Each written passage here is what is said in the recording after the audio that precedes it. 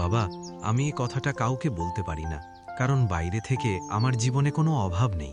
চাকরি আছে, সংসার আছে, সম্মান আছে, তবু আমি ক্লান্ত। এই ক্লান্তি শরীরের না, এই ক্লান্তি এমন একটা জায়গা থেকে আসে যেখানে মানুষ সাধারণত আলো জ্বালায় না। প্রতিদিন একই সময় ঘুম ভাঙে, একই রাস্তায় হাঁটি, একই অফিসে ঠকি, একই কাজ করি, একই হাসি মুখে লাগাই। মানুষ ভাবে এইটাই জীবন, কিন্তু একই শব্দটার ভেতরে যে ধীরে ধীরে শ্বাস বন্ধ হয়ে আসে, সেটা শুধু যে বয়ে চালে সেই বোঝে। আমি কাউকে বলি না, কারণ বললে সবাই বলবে এত কিছু পেয়েও কিসের অভিযোগ। তাই আমি চুপ থাকি, আর এই চুপ থাকাটাই আমাকে ভেতর থেকে ক্ষয় করে দেয়। ছোটবেলা থেকে আমাকে শেখানো হয়েছে দায়িত্ব মানেই ভালো মানুষ হওয়া। আমার বাবা বলতেন, কাজ থামালে মানুষ ছোট হয়। আমি সেই কথাকে সত্যি ভেবে বড় হয়েছি। আমি থামিনি, একদিনও না। আমি কাজ করেছি, আরও করেছি, দায়িত্ব নিয়েছি, আরও নিয়েছি। সবাই যখন পেছনে সরেছে, আমি সামনে দাঁড়িয়েছি। কেউ বললে না পারবো না, আমি বলেছি পারবো। কেউ বললে একটু সময় দাও, আমি বলেছি ঠিক আছে। একসময় এই ঠিক আছে শব্দটাই আমার পরিচয় হয়ে গেছে। এতদিন পরে একদিন আয়নার সামনে দাঁড়িয়ে বুঝলাম, আমি কাজ করছি ঠিকই, কিন্তু আমি নিজেকে আর খুঁজে পাচ্ছি না। আমার মেয়েটা একদিন খুব সাধারণভাবে জিজ্ঞেস করেছিল, বাবা তুমি হাসো না কেন? প্রশ্নটা ছোট ছিল, কিন্তু আমার ভেতরে কিছু একটা ভেঙে পড়েছিল। আমি তখন মিথ্যে বলেছিলাম ক্লান্ত লাগে। কিন্তু সত্যিটাই নয়। সত্যিটা হলো, আমি ভুলে গেছি মন থেকে হাসতে কেমন লাগে।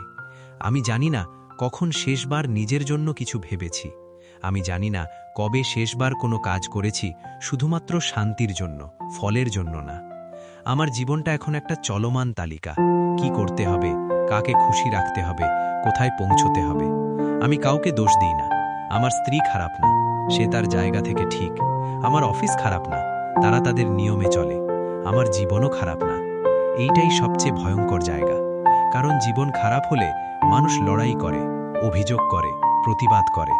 কিন্তু জীবন ঠিকঠাক দেখালেও যখন ভেতরটা ফাঁকা লাগে, তখন মানুষ নিজের কাছেই অপরাধী হয়ে যায়। তখন প্রশ্ন আসে, আমি কি অকৃতজ্ঞ? আমি কি দুর্বল?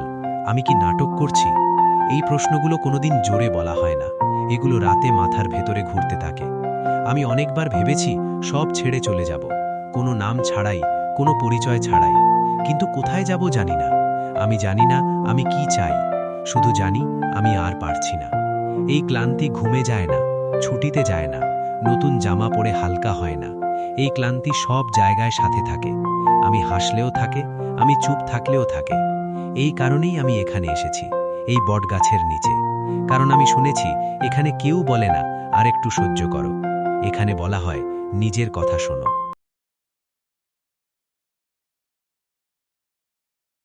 তুমি ক্লান্ত নও, তুমি আটকে গেছো। মানুষ ভাবে কাজই জীবন, কিন্তু গীতা বলে আসক্তিই বন্ধন। তুমি কাজ করছো কারণ থামলে ভয় পাও। তুমি কাজ করছো কারণ সবাই তোমাকে এইভাবেই চেনে। তুমি কাজ করছো কারণ তুমি ভাবো এইটাই তোমার মূল্য। তুমি কাজকে ভালোবাসো না, তুমি কাজকে আঁকড়ে ধরেছ। এই আঁকড়ে ধরাটাই তোমাকে ধীরে ধীরে ভেতর থেকে ফাঁকা করে দিচ্ছে। কৃষ্ণ কখনো বলেননি কাজ ছেড়ে দিতে। তিনি বলেছেন, কাজে নিজেকে হারিয়ে ফেলো না। তুমি কাজ করছো ফলের বোঝা নিয়ে। সাফল্যের আশা তোমাকে তাড়া করে, ব্যর্থতার ভয় তোমাকে ঘুমোতে দেয় না। এই দুয়ের মাঝখানে তুমি প্রতিদিন নিজেকে চেপে ধরছ। তুমি ভাবো যদি একটু থামো সব ভেঙে যাবে। কিন্তু সব ভাঙে না থামলে, সব ভাঙে নিজেকে ভুলে গেলে। যে মানুষ বলে আমি ক্লান্ত, সে আসলে বলছে আমি নিজের জন্য জায়গা রাখিনি। তুমি সময় দাও, শক্তি দাও, মন দাও, কিন্তু নিজের জন্য কিছু রাখো না। এটা কর্ম নয়, এটা শাস্তি। কর্ম তখনই মুক্তি দেয় যখন তুমি ফল ছেড়ে কাজ করো। ফল আঁকড়ে ধরলে কর্মই শিকল হয়ে যায়। তুমি ভাবছো তোমার দায়িত্ব তোমাকে বেঁধে রেখেছে, কিন্তু আসলে তোমার আসক্তিই তোমাকে বেঁধে রেখেছে। তুমি দায়িত্ব পালন করছো ঠিকই, কিন্তু ভুলে গেছো তুমিও একটা দায়িত্ব। নিজের প্রতি দায়িত্ব, শান্ত থাকার দায়িত্ব, সত্যি থাকার দায়িত্ব। কাজ তখনই ধর্ম হয় যখন কাজ তোমাকে খালি করে না, বরং ভরে তোলে।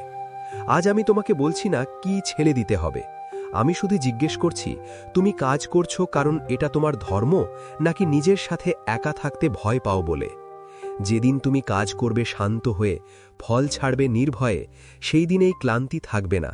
সেই দিন কাজ তোমাকে পোড়াবে না। সেই দিন তোমার জীবন বোঝা হবে না। সেই দিন গীতা শুরু হবে।